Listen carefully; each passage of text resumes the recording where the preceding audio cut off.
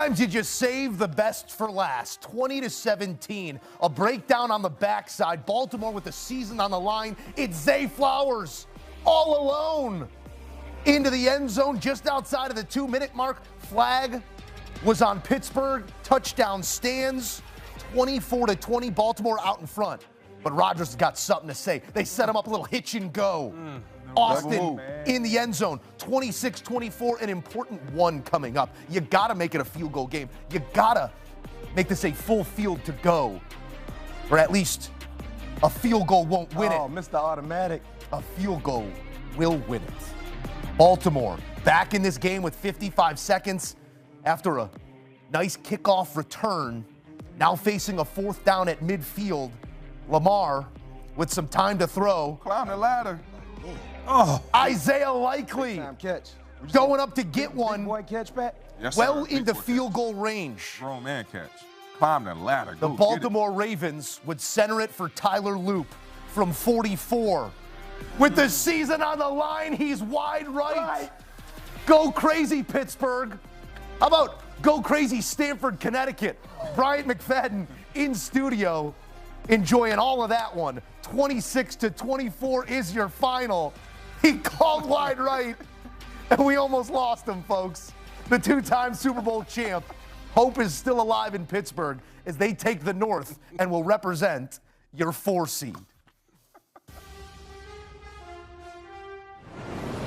All right, fully suited and back in studio, Bryant McFadden, Joe Musso, Jonathan Jones, and Patrick Peterson. Guys, that was a classic in the story of this rivalry, in the story of this season. Game 272 of 272, Mac. You get a 27-point fourth quarter and just enough for your Steelers. No question, 2 prize fighters going blow for blow, and they saved their best for the 12th round, to say the least. When you look at the flow of the game in the first 3 quarters, you know, both teams were trying to figure things out. Of course, stout defenses coming from either side. And then the fourth quarter, you know, Mr. Clutch, Aaron Rodgers, had something to say. Every time he made a play, Lamar Jackson decided to wake up, and he made plays. Zay Flowers made plays. So this is what you expected to see in terms of this matchup and knowing what was at stake. 2 high-level MVP caliber quarterbacks, Hall of Famers, in my opinion, doing what they needed to do best in the most critical moments of this ball game. And oddly enough, when you watch the game of football, especially NFL to this level, it always goes down to the intangibles, right? Special teams. And they're not important until they are important. You know, Chris Boswell had a blemish, and you know, Baltimore came down with Luke. We talked about this is his first time in this rivalry. It's a different ball game than what he's seen in the first meeting between these said teams. And when it's all on the line, those are tough situations to be in, especially if you lack the experience. And the ball bounced the Steelers' way in a time where they needed it to bounce their way. I'm going to break a TV rule for you. I'm going to break a TV rule for you. That's on me. Hey, you know? I'm just a small part of Steeler Nation that watched that game that was not in Acrisure Stadium. This is how it's supposed to be, right? This is what playoff football is about. Even though this wasn't playoff football, it was a playoff. It has playoff ramifications, right? And 2 teams that hate each other. We don't like them; they don't like us. This is how it's supposed to be. And guess what? I said it would be a team that would leave the stadium boo-hoo crying, and I said it would not be the Pittsburgh Steelers. And the last time I checked, I'm more right than I am wrong.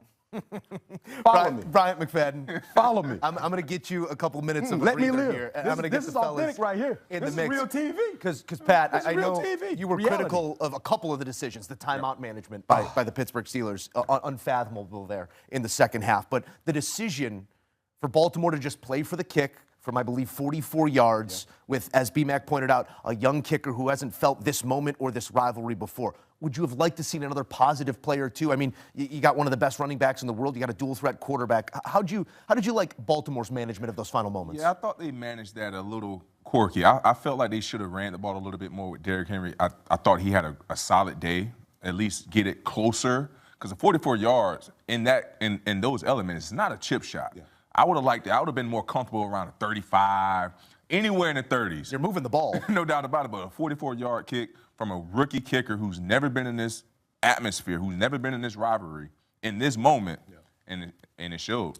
Pressure bust pipes. So the Baltimore Ravens had 1 timeout after that incredible 4th down catch by Isaiah Likely.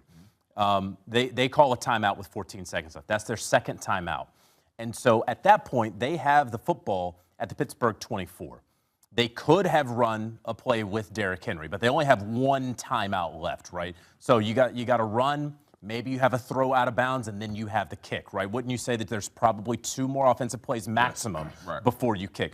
And what I want to be clear about is this was the thing that we are second guessing because the Baltimore Ravens lost.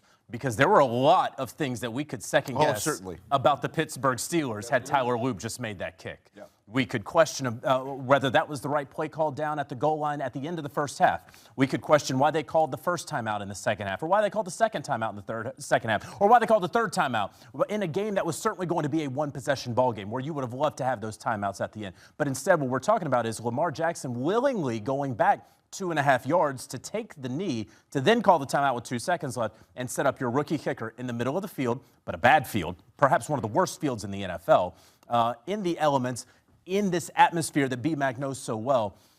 That is going to be questioned all offseason. And those questions likely won't get the answers that you're looking for. It's the way they managed the situation and mismanaged, as you said, because of result. Just to recount here, we now have a 4 seed and a playoff picture set. The regular season is now closed in the NFL. That 4 seed is your Pittsburgh Steelers, B-Mac, the Baltimore Ravens. It's now a postseason. And get this, we have 8 divisions in this league that we love. Only 1 repeat divisional champion, and it's in the division that did not have a repeat champion in 20 years. The Philadelphia Eagles are the only back-to-back divisional champions. You have turnover everywhere else, and here's a look at your AFC playoff picture with the Broncos being your 1 seed, the Pittsburgh Steelers being your 4. Let's untangle some of these wires, Mac, because as JJ put it, this was not the cleanest game called. This was not the cleanest execution for Pittsburgh. How did they, throughout the course of this game, still find themselves in it? Because it looked like at moments Baltimore might just be too much. Well, shouts out to Jalen Warren and Kenneth Gainwell. Yes. Those 2 guys did a great job doing the dirty work for the Pittsburgh Steelers in the running game. And then also, too, being involved in the passing games, man. I love their style of play because they're different style runners, a bit undersized, but they run with ill intent. And they lean on defenders. And then outside of those 2 guys, man, everybody made plays. MVS made critical catches, right? He didn't have a lot in terms of volumes, but anytime he made a catch, it was critical. Pat Frymouth made critical plays as well. Getting penalties. I mean, it was an all-hands-on-deck mentality for the Pittsburgh Steelers, especially in the passing game, that led to them being in position to win this ball game, starting with Aaron Rodgers. Aaron Rodgers played a phenomenal game, bro. Aaron Rodgers made plays. He was willing and dealing, and he knew the moment. In that last drive with no timeouts, he never blinked at all. You know, Mike Tomlin used to say, you know, he wants players that they're not afraid to run into a burning kitchen. He ran into that smoke. He looked for that moment to be able to showcase his skill set. And then lastly, the defense. I understand Derrick Henry was successful when you look at the stat sheet.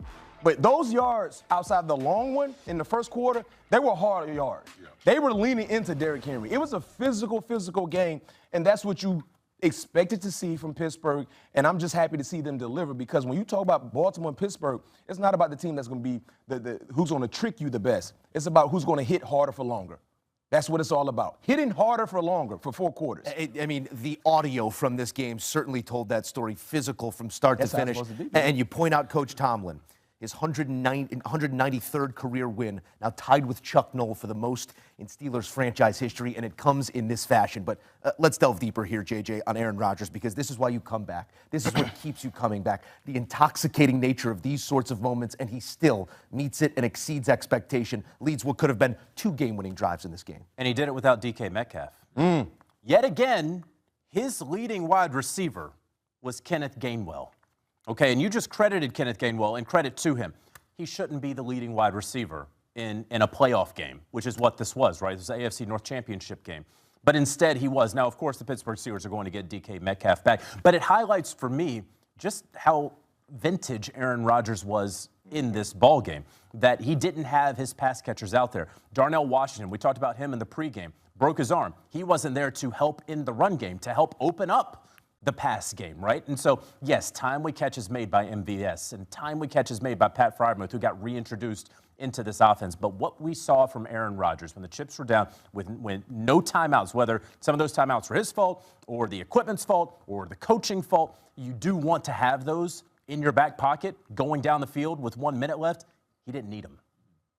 He did need DK Metcalf at moments in this one and at moments in that Cleveland loss. He will have DK Metcalf back for playoff football. It will be the Monday game here in the 4-5. Again, the Pittsburgh Steelers will play host to the Houston Texans. Interesting happenings as that defense comes to town, Mac, and we'll let you enjoy this one. We're not going to present you not afraid. Tomorrow's problem. I know right you are now. not. A full playoff picture breakdown coming up, and I'm sure he will detail how unafraid he is. 4 lead changes in the fourth quarter of this game. It's the most in the history of this storied rivalry and one shy of the most in NFL history. Pat P., I will take you here. Texans, Steelers. Offensively, you will have to be more. The run game will have to dictate some of the pace of play, time of possession. What do you see when you put these two teams on the same field? Honestly, I think it's going to be a mucky game, just like something like we just saw. It's going to come down to what defense can make plays.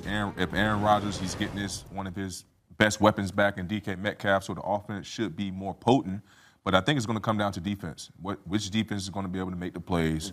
If Aaron Rodgers is able to stay upright and deliver the ball down the field, because we know what Houston pass rush can do. So it's going to be a dogfight. It's going to be a dogfight. It's going to come down to which defense. I want to ask it to you this way, B-Mac, because forget who they're playing for just a second. You are playing playoff football again in Pittsburgh, and this is once again where seasons have come to a close. This is once again the shortcoming of this franchise, and that falls on the head coach. Importance of this moment as they're riding a 6-game playoff losing streak. It's very, very important because legacies are tied to the playoffs. Aaron Rodgers, will this be his last opportunity? We don't know.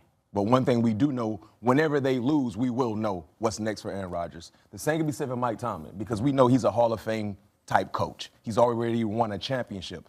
But the mishaps that we've seen in past postseason play has really hindered his legacy in terms of conversational settings, right? And that's the one thing we talk about with Mike Tomlin that's not in a positive.